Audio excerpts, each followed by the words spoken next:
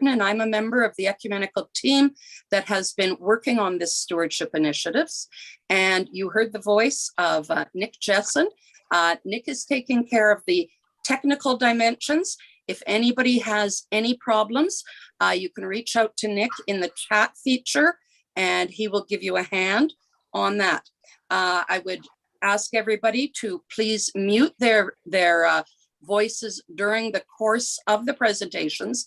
There will be time for some discussion towards the end.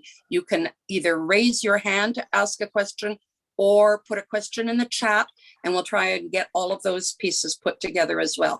As noted, we are recording this event so that it can be shared with others. So we thank you very much. And we'll start with, if there's nothing else, anything else, Nick, from your side? That's all good. Good. We'll start with a land acknowledgement and a brief prayer before we move into the presentation itself.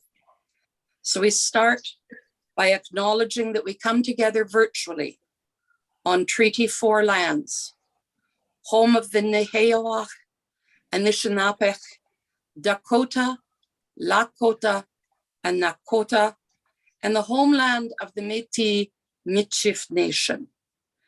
And that we have people from other treaty lands joining us today. May we all work together towards the great tasks of reconciliation, truth, justice, and peace. God of goodness and love, we stand before you and your glorious creation in humility and awe, mindful of your call to steward your gifts for the children of today and tomorrow. Open our hearts and our minds to your voice in the ideas and discussions of this seminar, and give us strength and courage to take action as inspired by the Holy Spirit. We ask this in Jesus' name. Amen. I'm now going to turn it over to Nick, who's going to be introducing our two guests, and then they will carry forward into their presentations. So over to you, Nick.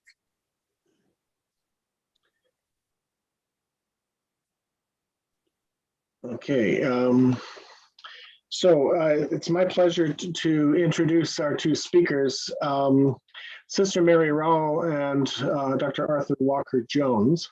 I've known both of them for, I guess, almost a decade. The three of us met as part of the Roman Catholic United Church Dialogue, which for a period of about 8 years was discussing climate change and various other related aspects of the doctrine of creation. And we eventually produced a document called The Hope Within Us. And I'll post a link to that a little bit later. You've seen the short bio that was included in the advertising. Arthur has until recently been United Church of Canada Research Chair in Contemporary Theology at the University of Winnipeg. He's been involved in a number of environmental organizations, and he has a number of publications in the areas of the environment and in biblical studies. In fact, he is one of the, I may get this wrong, Arthur, you're one of the principal editors of the Green Bible. And of course, he was also the co-chair for our dialogue between the Roman Catholic and United Churches in Canada. When Arthur's not working on the environment or on his academic work, he is out canoeing in the Algonquin Park, which is probably why it took me a long time this summer to get a hold of him. Yeah, he also is formerly a professor at the Pacific Theological College, I think it's called, which is in Fiji. And so he regaled us with stories of Fiji during the dialogue, which was quite poignant in thinking about the concerns of climate change in the Pacific. Mary is a member of the Sisters of St. Joseph, and is deeply engaged in the ecological ministry at Villa St. Joseph in Cobourg, Ontario, which is a beautiful little retreat center. If you ever get a chance to go out to Cobourg, I strongly encourage you to drop in there, but not just because it's a retreat center, but it's a place that takes ecology seriously and trying out interesting things. And Sister Linda, who's another member of the community, is very involved with the gardening program there and things like that. Mary is involved with teaching, or she is teaches regularly in eco-theology at Regis and St. Michael's College in Toronto. She's also very involved in ministry for vocations communities, and she gives a lot of retreats and travels extensively in that area. And she served on the dialogue together with us for the full 8 years, and then into the next season when we worked on ecclesiology and baptism. So we're hoping that the document on that will be out soon. But the earlier document on climate change is out. So with that said, I will invite Mary to take over. Thank you, Nick and Christine. I'm just going to switch up to screen share.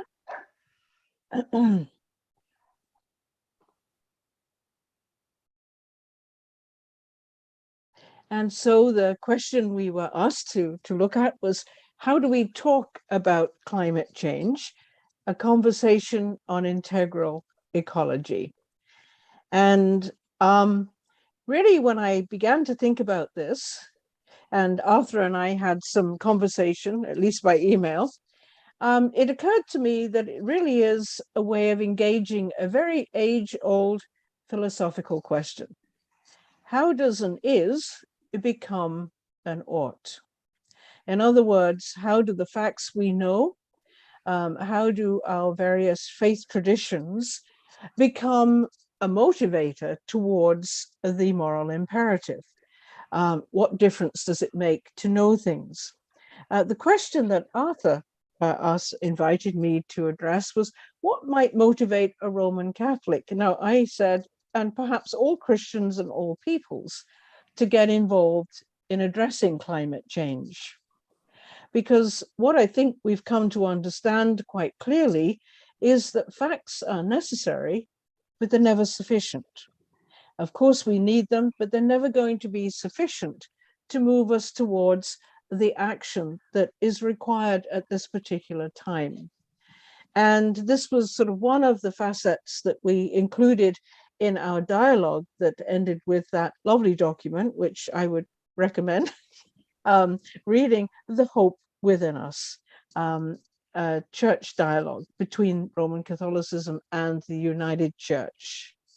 And I want to say that, of course, we face a critical context. In the Roman Catholic tradition, in fact, we have statements really about it beginning as early as Pope Paul VI in the early 1960s.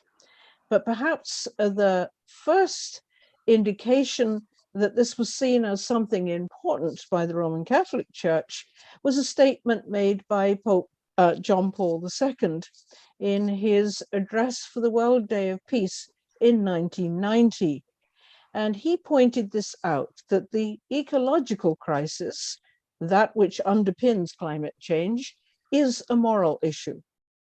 And he went on to say, it's the responsibility of everyone. Care for the environment is not an option. And in the Christian perspective, it forms an integral part of our personal life and life in society. Not to care for the environment is to ignore the Creator's plan for all creation and results in an alienation of the human person. And I think here in this statement, we begin to see clearly that idea that we cannot separate a concern for the environment from our concern for those who are particularly vulnerable due to human poverty and other various things, violence, for example. In other words, I believe that hidden in this text already is the notion of an integral ecology, where it's been said that the cry of the earth is the cry of the poor, and the cry of the poor is the cry of the earth. When we look at the Roman Catholic tradition, I think what we don't see is abrupt change. What we tend to see is a deepening and an expanding of the tradition that's always been there, but a way in which we now perceive how ought the gospel to be lived in the context of this particular time, our time. That time where we're seeing climate change and other dramatic environmental destruction and increasing human suffering. And so we turn back perhaps to some of the tradition that already exists and say, what would that mean today? How would it be interpreted today as we strive alongside others to live humanly and alongside other Christians and people of other faith traditions in attending to those needs today? So I think what we see, as I reflected on this, is a deepening and an expanding of the tradition. The parts of the Catholic tradition that I think are worth highlighting for this brief presentation is the idea, first of all, that stems from something that's very fundamental to a Christian ethic: respect for persons. And why is that a respect for persons important? Because in the traditional understanding, we speak of the imago Dei, that we are made in the image of God. And of course, we read that in Genesis. From that particular principle that underlies all ethical concepts in Roman Catholicism, we also find that derived from that is the notion that all life is sacred. And I'll be referring in a few moments to a consistent ethic of life. It also, I believe, is an expansion of the Catholic social tradition. In the Anglican tradition, of course, the social gospel, and that's very, very marked, that response to society very marked in the United Church tradition. But an expansion of the teaching on societal issues, charity and justice, that the Church has embraced, starting way back, and well, obviously it's biblical, but starting way back as a formal teaching in the 1890s, where we began to address issues of how should the Church respond to employment issues, to maltreatment of people, and that tended to grow and grow like topsy. We moved from that to the dignity of work. We moved from that to other understandings, issues of quality of life, housing, education, and from that also other issues such as war and peace, peacemaking, and so forth, right through to capital punishment more recently. So there's always been this tradition of trying to apply the gospel in the context in which we find ourselves. It's always a dynamic movement in response to societal change. The second is that the last part that I'd want to just unearth a little bit today is prayer and discernment as foundational to our Christian living, and how that applies to ecological distress and to climate change. It begins, I think, with an increasing recognition, both from science and faith, on the interconnectedness and interdependence of all life. And this is where we see Pope Francis coming in with his wonderful document, Laudato Si, Praise Be, that was written in 2015. And in chapter 4, Pope Francis specifically addresses this issue of integral ecology. he's quite clear that the environment cannot be considered in isolation. He said, nature cannot be regarded as something separate from ourselves or as a mere setting in which we live, reminding us that we are a part of nature.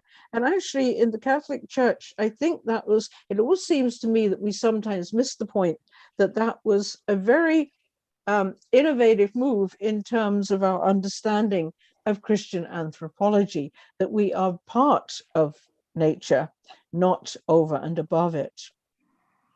And Pope Francis tried to say that, to give us examples by referring to the issues that we're facing at the moment. He said, when we look at this interconnectedness, we need only recall how ecosystems interact in dispersing carbon dioxide, purifying water, controlling illnesses and epidemics, forming soil, breaking down waste, and in many other ways which we overlook or simply do not know about. Now, what Pope Francis attempted to do there was to make reference to all of those sources of wisdom that we have. He obviously was looking at science. He was a chemist before he became a priest. He was looking at science. He has a whole chapter on the biblical tradition that calls us to respond to the environment, and on the church tradition. And of course, the document Laudato Si is based on a reflection on St. Francis of Assisi, whose feast day we celebrated just 2 days ago. Speaking of integral ecology, Pope Francis is clear that we're not faced with two separate crises, one environmental and the other social, but rather one complex crisis, which is both social and experimental and environmental. As a result, he continues, strategies for a solution demand an integrated approach to combating poverty, restoring dignity to the excluded, and at the same time protecting nature. In such an economic ecology, the protection of the environment is then seen as an integral part of the development process and cannot be considered in isolation from it. Here, I think we begin to see that expansion of the sense of respect for persons. That in fact, if we are to respect persons, so we expand that to include a respect for all of creation. And it relates very clearly to authentic human development as well.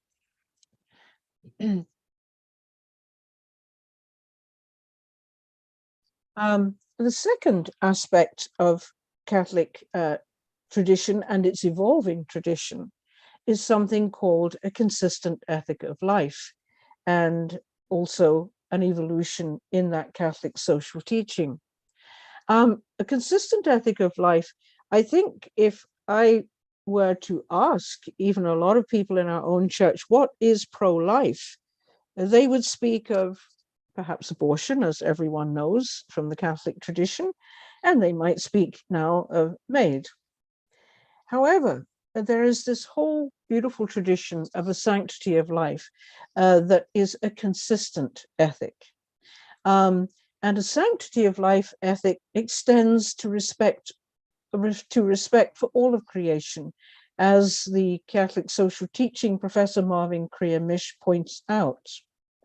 In fact, the bishops of the Philippines were early on in reflecting on environment as they looked around their very polluted islands, and they actually made the claim, which I think is a very important one, that the environment, in fact, is the ultimate pro-life issue. And they wrote that as far back as 1988. It is the ultimate pro-life issue because all other life is dependent upon the environment and our response to issues such as climate change. But even this, if we look at the scientific facts, and we know this ourselves, if we look at the various teaching of our churches, if we look at other aspects of ecology, we know that even this is not enough for that action that Arthur asked me to address. What is needed then? In Laudato Si, Pope Francis is very clear that what is needed is gratitude and gratuitousness. That is a recognition that the world is God's loving gift. And we found that in our own document in the with the United Church Dialogue, that we read that Scripture tells us that creation is alive with the presence of God. And so we were very clear that it begins with this gratitude for the great gift of creation. Pope Francis continues that what is also needed is generosity in self-sacrifice and good works, a loving awareness of a universal communion with the rest of creation, greater creativity and enthusiasm in resolving the world's problems, and a feeling, and I want you to note that word, perhaps I should have underlined it, a feeling of responsibility based on faith. So facts alone, church teaching alone is not enough. And this is where I think we see parallels with the church teaching on a Christian conscience. Perhaps the two theologians who have most addressed that are the Jesuit Bernard Lonergan and Walter Kahn. Now, unfortunately, they are very complex sort of writings, and it would take me all night to even begin to scratch the surface. But there are some particular things that I think are relevant to how we move ourselves to action. Bernard Lonergan spoke of an otherworldly falling in love. Now, he was not talking about disliking the world or hating the world as it is, but in fact, that inherent human drive to a self-transcendence, a self-transcendence which allows us to care for the other, including the whole of creation. And it's when we can enter into that, that our gaze can be directed and pervade our imagination.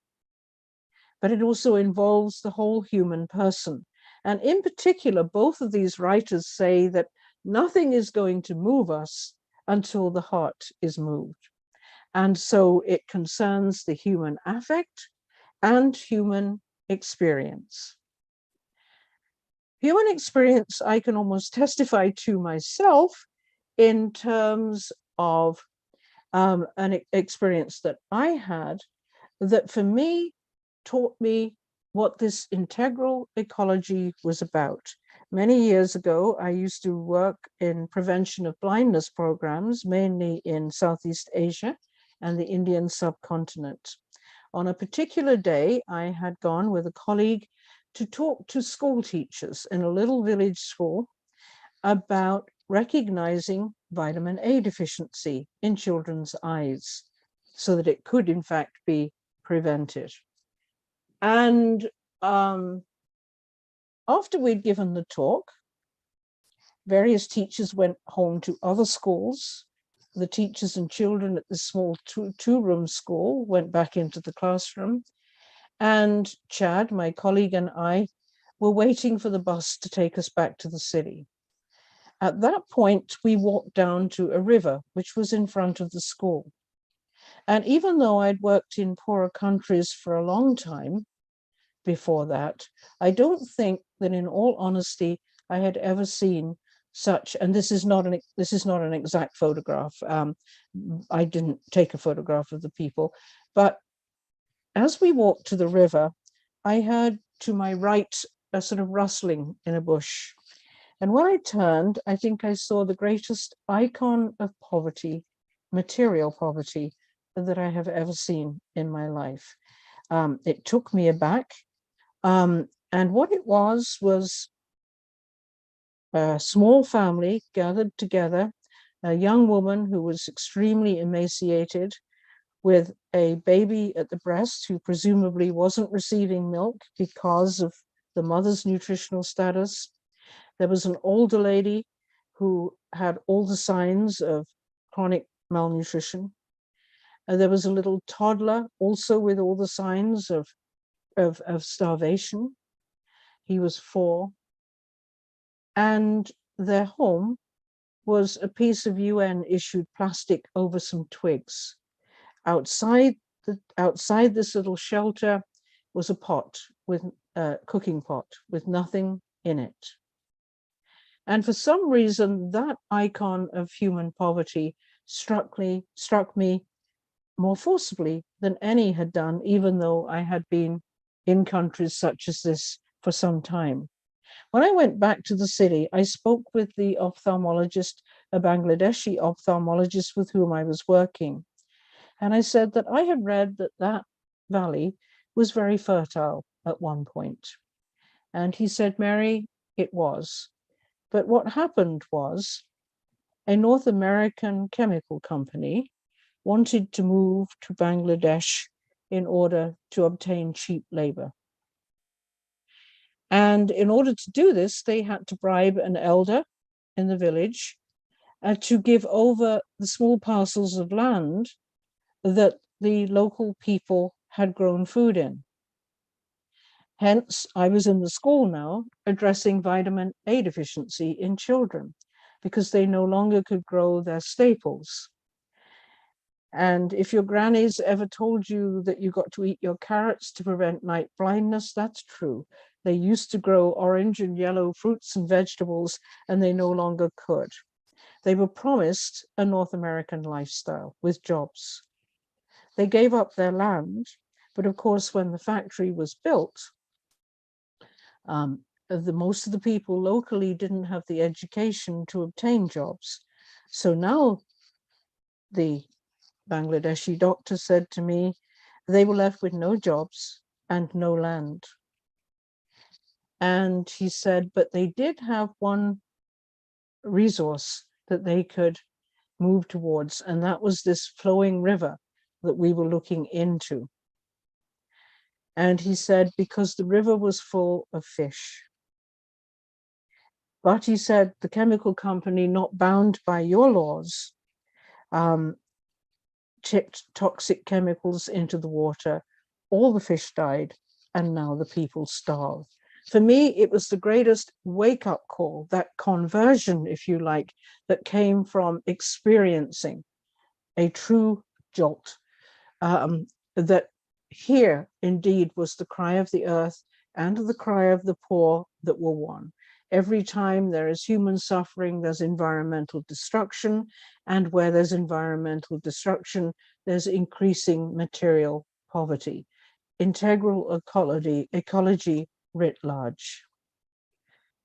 Okay. And so it was, okay. It was that experience that, for me, it was the change. And the Canadian Catholic bishops in 2003 wrote a document, You Love All That Exists, All Things Are Yours, God, Lover of Life, in which they say the beauty and grandeur of nature touches each one of us. That is the affect. From panoramic vistas to the tiniest living form, nature is a constant source of wonder and awe. It is also a continuing revelation of the divine.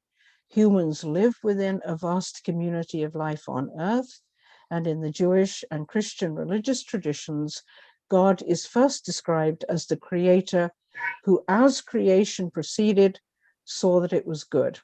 God's love for all that exists was wonderfully evident then.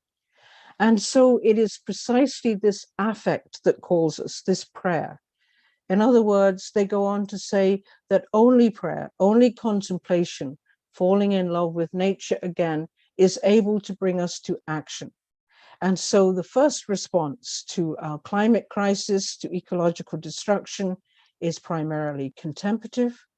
And that in turn will lead us to action. Until we have that movement, that particular conversion, we will never do anything else. Once we have fallen in love with nature again, and that tells us how we need to address this, we will then respond with an ascetic response, that is, a giving up of those things that are so destructive and cause climate change. And in turn, that becomes a witness or a prophetic response. And they conclude, as I do, all of creation is of God and is as yet unfinished. we are called as co-creators to join God's work to repair some of creation's wounds which have been inflicted due to our ecological sins. We are also called to creative actions of solidarity with those who have less access to the benefits of God's bountiful creation. The lover of life, who came so that we might all have life and have it abundantly, continues to provide us with opportunities to renew the face of the earth. How can we not take up that challenge? So thank you. Thank you, Mary. That is such a beautiful way to fill us with context as we move on to the next stage of our presentation, but that was beautifully put. Thank you. And so now we'll turn it over to, let me catch my name again, turn it over to Arthur Walker-Johnson. Thank you, thank you, thank you. I can't even see him on the screen anymore. Thank you, over to Robert to take on this, Arthur, to take on this next piece in terms of now how to respond to that invitation. Thank you. Thank you, Christine, and thank you, Mary, for a very full reflection with so many good thoughts. How do we talk about climate change? The other day, I watched a CNN news clip of the utter devastation Hurricane Ian had caused in Fort Myers, Florida. They interviewed Bill Nye, the science guy, who said, yes, for 40 years, climate models have been predicting that hurricanes would become larger and their winds stronger. And I would add, even if we were able to stop emitting greenhouse gases immediately, the atmosphere would continue to warm and storms get worse for the next 100 to 150 years because of the greenhouse gases that are already in the atmosphere. In fact, a recent meta-study of climate science found that climate models had actually been conservative. And indeed, major indicators like the melting of glaciers and ice sheets have been moving faster than they predicted. We only have a little bit of time left to stop major suffering. But the good news is we have the technology to adapt and mitigate, and the solutions are often win-win. Solar and wind power are actually cheaper than oil and gas. And it may not be as difficult as some think.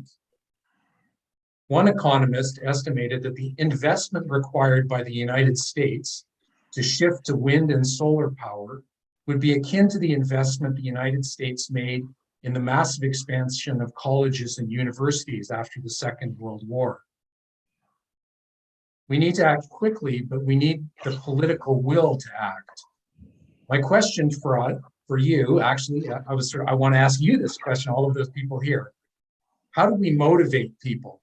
And Mary gave a very full response to that. Or what is motivating the people who are acting so that we can amplify their motivation? I have been involved in ecological interpretation of the Bible for more than 3 decades now. I've been involved in the Earth Bible series and the Earth Bible commentary and the ecological hermeneutics section of the Society of Biblical Literature. Those groups and the 2 books I've written have assumed that the way to address climate change and the environmental crisis was for religions, and Christianity in particular, to develop less anthropocentric and more ecological cosmologies. Indigenous spiritualities are often held up as examples of ecological cosmology.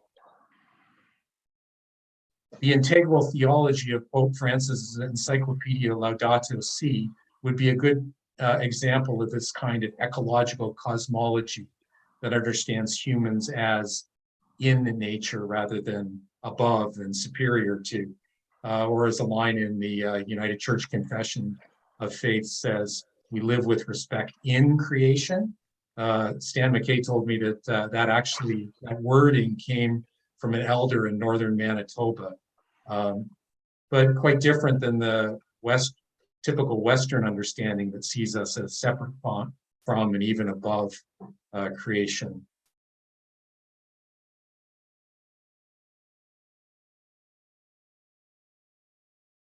in our Roman Catholic United Church dialogue on climate change report that we wrote, that Nick and Mary and I were involved in, The Hope Within Us,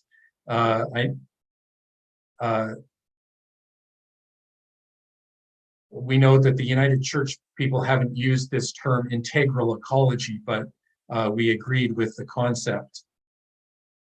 As an aside, let me say that I find very encouraging that Pope Francis has raised up the need for all people, and he addresses all people, not just Roman Catholics in Laudato Si, which I think is wonderful, but that he's raised, that he's given this call to all people to act on climate change. I was on a panel last winter with Bill McKibben, the author of The End of Nature, published in 1989, which was the first book on climate change for general public. And he's also the founder of 350.org, which is an international climate activism organization. He said on that panel that the Pope's encyclical was the most important thing to be written on climate change. I think he meant not only because it is so full of good science and theology, but because of the global influence of the Pope. He feels very encouraged that the Pope would put this kind of work out. My work on ecological interpretation, along with the work of many other biblical scholars, eco-theologians and ethicists, and ecological philosophers, has assumed that we need more ecological cosmologies to ground ethical action. But we don't really have the time for that anymore.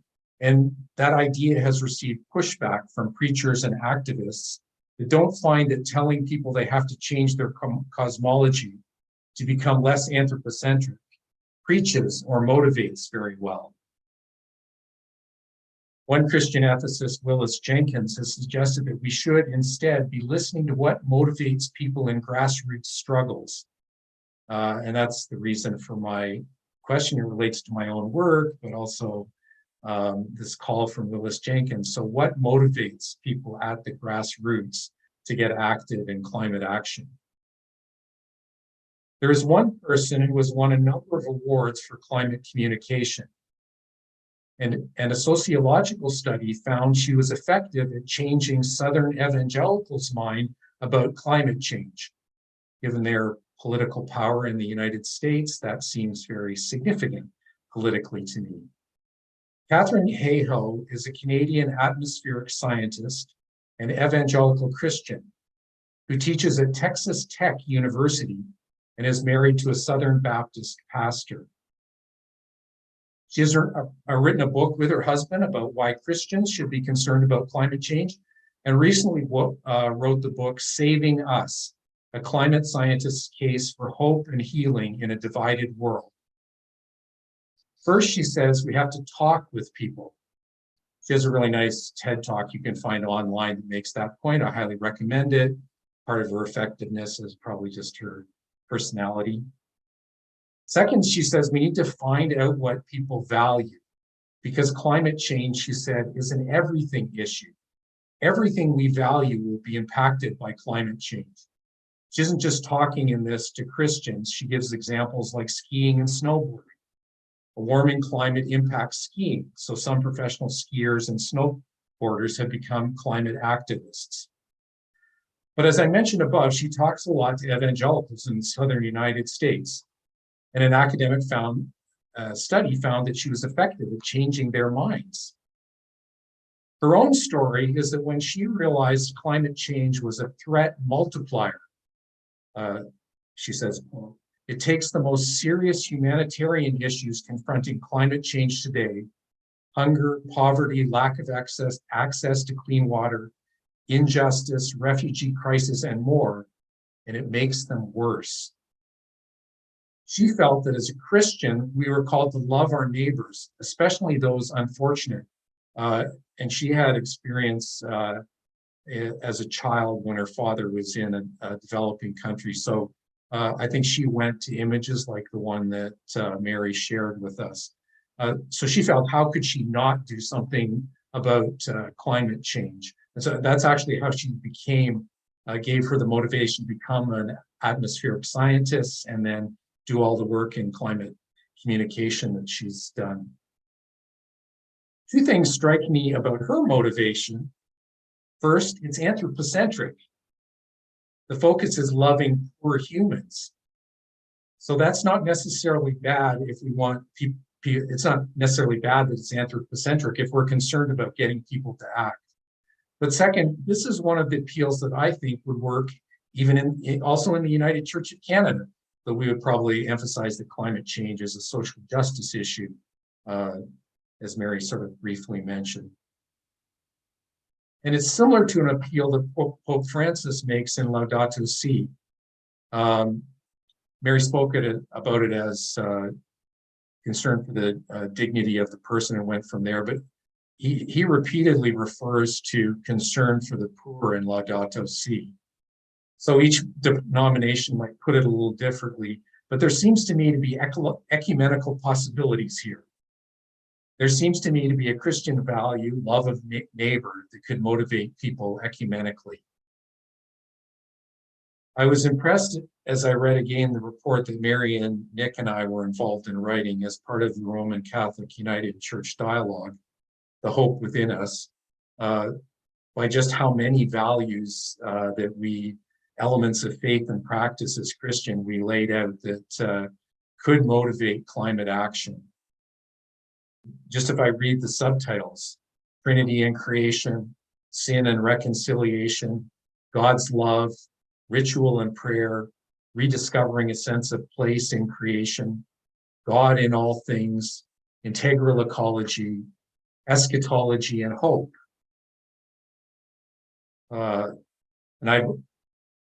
It's partly probably because of Mary. There's a lot of good eco-theology there and references to eco-theologians. So it's a good resource if anyone's interested in learning more. Each denomination will have their unique values, and there may be human values like care for loved ones that will motivate. But in our discussion, I'd like to hear about what motivates you. What do you see motivating people to address climate change? Great. Thank you so much, Arthur. Excellent questions to us. And we welcome questions from the community and from anyone else who wants to put up a raised hand or wants to say something on screen. While we're waiting for for folks to indicate a desire, I just thought I'd ask about the twin sides of falling into despair. You talked about Bill Nye, and there's a certain despairing sound in that. And Mary, the whole business of ought, it made me think of sort of the church sometimes being known for scolding or encouraging guilt in people and so on. So I was interested in how do we find a balance there between, despair and ought and this desire to do. Some of what you were talking about, Arthur, spoke to that, and that beautiful saying you had at the end, Mary, spoke to that. But wondering if you have any comments on that, or if you have comments on each other's presentations.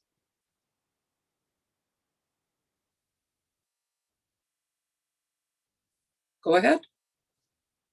Thank you. We'll start with the easy ones.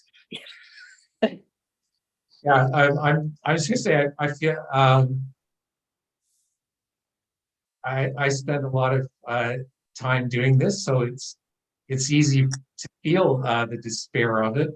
I feel that we have resources to deal with that sort of creation and ecology and liturgy and prayer. And I don't know why I'm flashing to this, but I did a thing a number of years ago with a climate scientist who is not involved in any religious community, and he was actually questioning why I wanted him to come talk to religious people. I said, well, they just need to know the facts. We'll deal with it. But he was so enthusiastic that religion, like he said, I'm really despair. I'm in despair. But you've given me hope to see that there are these religious people who want to do something. So just say, Mary's probably better speaking about the resources that there are in the Christian tradition. Yeah.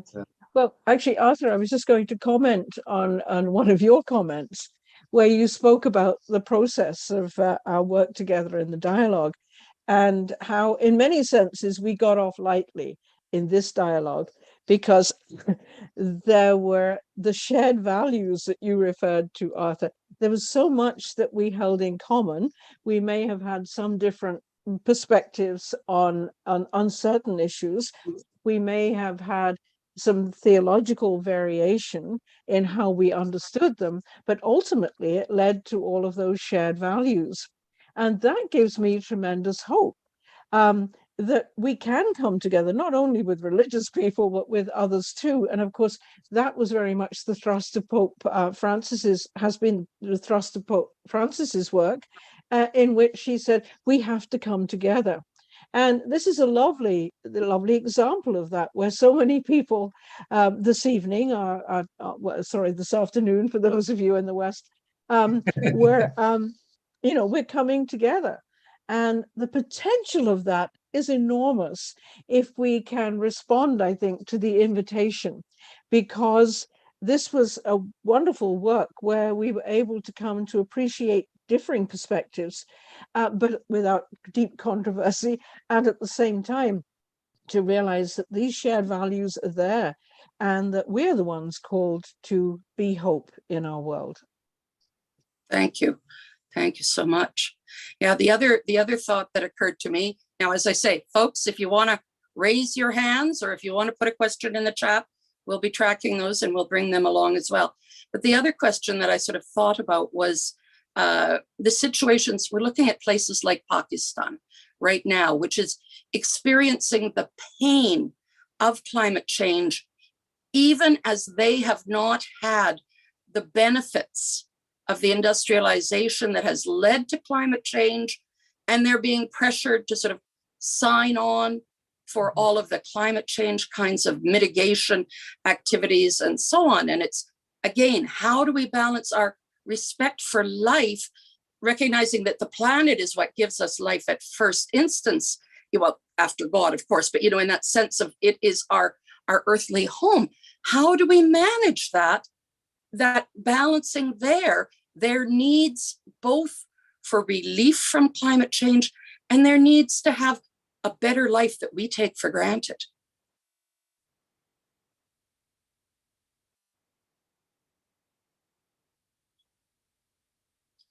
No easy answers again. It's a hard one. It's a very, very hard one, because until those of us in more affluent countries are able to consider our actions and the impact that they have on countries that are poorer, it's that conversion of heart. And the ascetic response that I referred to, how much are we willing to give up in order that others may thrive? And how practical is that when you're thinking about politics and boundaries, etc.? But I think we do need to turn our attention to the possibility in an ascetic response. But again, we'll only perhaps be moved adequately by our experience or our affect and how it affects us when we see it. If we don't see it, I know we see it on the news, on TV, ad infinitum, but we can cut ourselves off from that. One of the very interesting elements of spirituality, I think we might seek more deeply, or two aspects of spirituality. One is Sabbath, a return to a spirituality of Sabbath. And there's been some beautiful work in that. And the second is, which Sally MacFaig, the theologian, wrote of, a spirituality of inconvenience.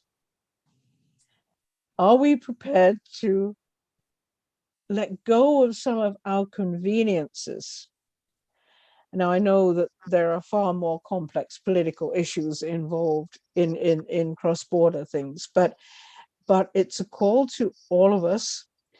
But there's the well-known simple phrase of to live simply so that others might simply others live. can simply live. Yeah. Laura Stewart has shared a hopeful point, I think, in fact, where she says, I think many people are more motivated than we realize, and actually more active than we realize. What blocks them from joining in collective, powerful action may not be lack of motivation, but lack of hope and confidence. Perhaps the church can actually bring these folks to action through pastoral care that renews their hope and sense of possibilities by which they may serve. I think that's a response to some of the questions you were talking about, Arthur. What can we do? Teresa has her hand up. Teresa has her hand up.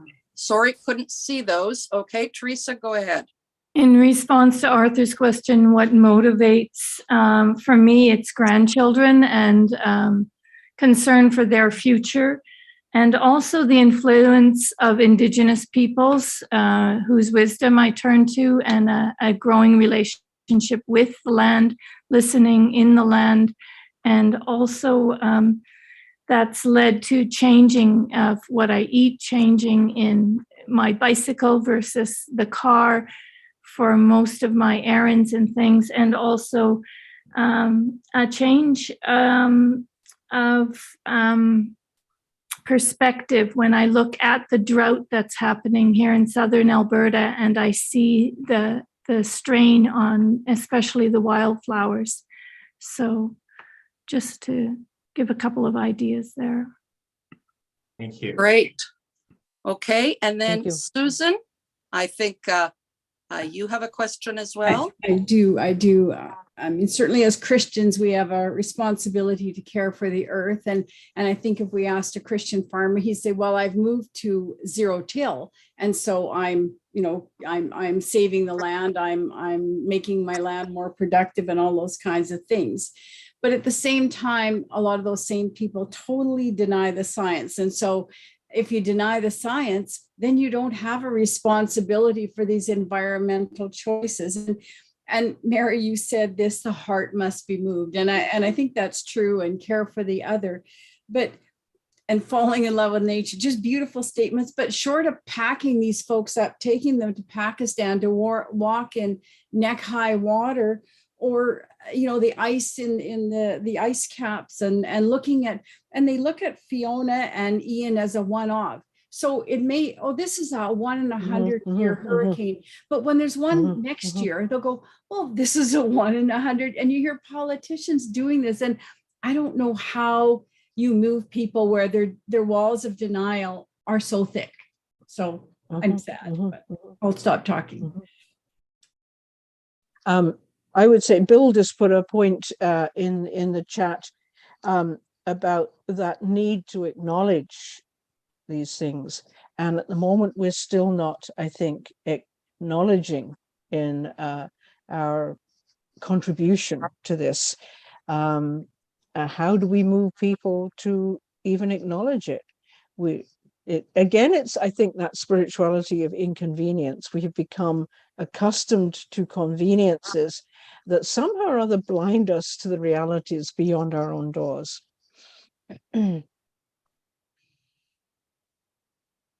Other questions?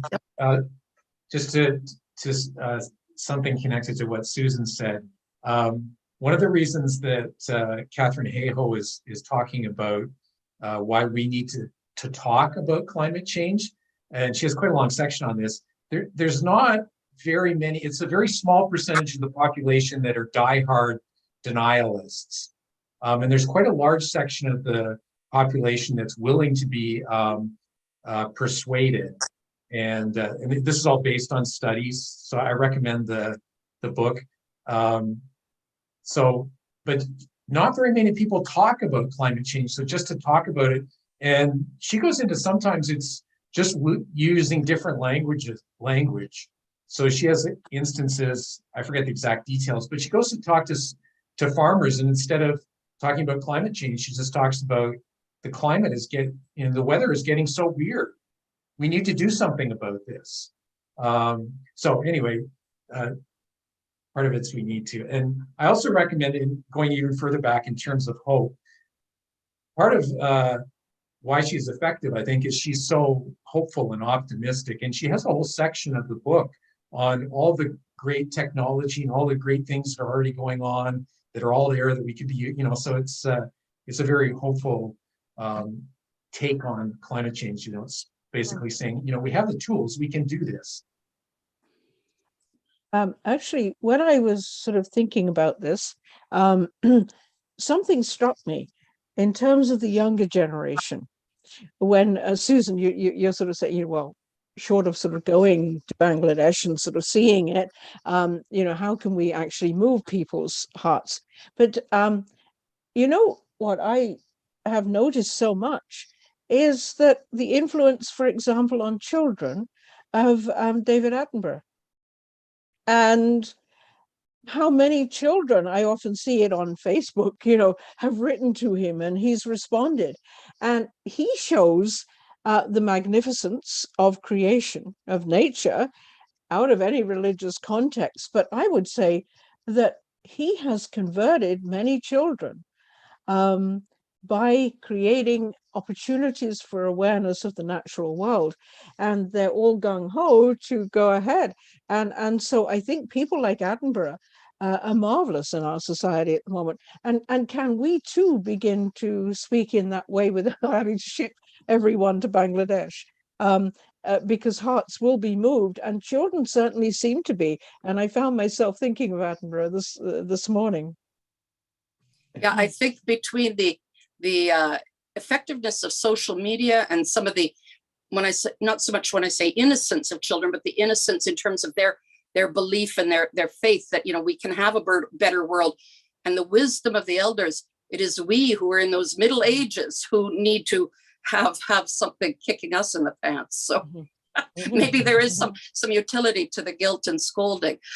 Do we have other questions? Are there folks who would like to bring forth something?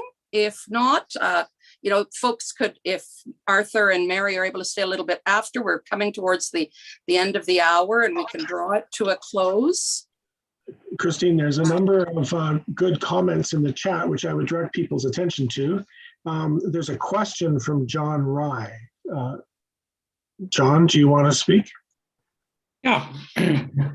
What do we as a Christian community have to give to the greater ecological community, both in world gatherings like COPs and in our local communities? Arthur?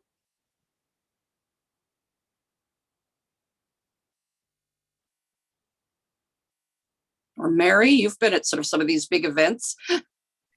Well, I'm just thinking, actually, Sister Linda had a hand up. She might respond to that because she's worked with the local community very much here in Cobourg. And I also noticed Noel Somastrado on the screen, who was also part of our dialogue. But I think we have to be seen. Unfortunately, the negative press about Christianity, and sometimes with good reason, but has been so over prevailing. But I think that we need to be seen. We need to engage in that wider society. And people need to know that we're coming at it from this Christian perspective, but in collaboration, in partnership with others. And I notice that several of you have mentioned indigenous wisdom. In Laudato Si, Pope Francis expresses the concern that we haven't been listening adequately to indigenous wisdom, and that's something that calls us. But I think that we have to be church in the world, and so often we stay within our own little conclaves of church, and yet here we have to be seen and heard as part of the wider society. Wonderful, thank you. And Arthur, do you have anything to add to that? It's maybe not exactly the way or what John is wanting, but I want to say that I teach an ecology and religion class to undergraduates, It's had about 40 students in it for the last 3 years. And a lot of them feel a lot of despair. And a lot of them don't think the church can do anything, but they don't actually. So I have quite a few Catholics that have, and I have them now studying Laudato Si, because they don't really know. So they don't know that the Pope has put out, and they're very, and so what I want to get to, and I'm very fortunate that I have the whole world there in those classes. We don't necessarily need to go to Pakistan. I had a young woman this year from Pakistan that said, does this class have anything to do with the floods in Pakistan? And I said, oh yes, it sure does. And so then we're in the inner city here in Winnipeg, so I had very diverse classrooms, and so that's a learning experience for everyone. But what I want to say is those young people get very enthusiastic if they start to hear that religions are doing, because they don't know religions are doing anything. And so when I start saying, no, look at, they're doing all these things. Look at the Pope's encyclical. Look at what the Sikhs are doing. They get very enthusiastic about religion and very encouraged. Great. Now, Mary had mentioned Sister Linda Gregg, and she has her hand up, in fact. So, Sister Linda, would you like to offer a question? I was just responding to Arthur there about despair, and also the question, what do we do? One of the things that's important is that people have a really awesome feeling, experience of the earth, and they begin to connect their theology with what's in their heart. And that's what we do at Little St. Joseph. That's what we were working on the dialogue in eco-theology. And Sister Mary and I teach a course, a master's level theology course here that integrates organic growing with the theology so that you're putting the two together. And there is a profound difference in how the students at this level approach the earth after they've actually experienced becoming one with the community. And I think our churches can do it by green roofs, by having a garden, by initiating children, as Sister Mary said, that at the level of wonder of just in a Sunday school class, connecting, growing something with how God's creation is good and awesome. And it's to share this passion and this beauty of the earth that is there. We cannot beat people over the head. I did try that at one point in my career. And I lost a lot of people that way. Great, thank you, Sister. But there is one thing I would say, and it's from a Protestant theologian, and Martin Luther was asked, what one thing would you do if the world was going to end tomorrow? And he said, plant a tree. So that would be my answer, plant a tree. Okay. Wonderful. Thank you, Sister Linda. And in fact, this is this discussion, Laura Stewart, who spoke earlier, put in another comment that was really wonderful, is that she said, perhaps we can be the tipping point that helps to bring people to that point of hope and action. So I think that is very much the call that we have today and should pray for. And with that in mind, I think we'll draw it to a close. We're a few minutes after 4, and just have a couple of quick announcements, and then we'll call on someone to conclude in prayer. So this is our fall webinar event for this season. And as noted, it has been recorded. It's going to be up on the YouTube channel of the Archdiocese of Regina and the YouTube channel of the Diocese of Capel, and encourage other churches and denominations and faiths to have a look at it as well. I would encourage people to do that. We're also going to be sending out an evaluation to see what you thought of this event and see what you might suggest for us on a go forward basis. That we will continue to be planning things in the coming season for the winter season. As I mentioned, it's an ecumenical team that has been working on it. You've seen a few members of that team. Myself, Nick, Susan, who asked one of the questions, and Arlene, who's going to be saying our prayers for us here as well. I want to very much thank both Mary, who's 2 hours ahead of us in Ontario. So she is in the supper hour she gave up for us, and to Arthur in Winnipeg, who is nearing his supper hour as we draw this to a close. So we thank you for being willing to take this time to come and join us and to share your wisdom and your hope. And so with that, I will ask Arlene Champion, who is a part of our Ecumenical Planning Committee, and she is an Anglican deacon serving in Moose Jaw, to conclude our session in prayer. Just before I pray, Christine, I just would like to add to your list of those of us on today who are part of the team. There's Father John and Curtis and Murray as well. So again, this absence of seeing the screen with everybody on it, as I am usually just part of the audience, I haven't been able to see everyone who's on. So thank you for that, Arlene. Well, I didn't want to leave anybody out. You're all valuable. I appreciate working with you all. But let us pray. Oh God, the only source of life and energy and wealth, in the face of climate change and its effect on your creation, we ask you to move our hearts, that we may partner with you to defend our planet Earth. Set within our hearts is the quest for knowledge and dominion in the natural world. Teach us to use all the science, invention, and technology, not to hurt, but to heal, not to destroy, but to build, not to divide, but to unite your human family in prosperity and dignity together. Let not our knowledge outstrip our wisdom. For those of us who are gathered here today, help us to learn and to teach, to conserve and not to squander the riches of nature, to use aright the heritage of former generations, and to plan for the welfare of children's children.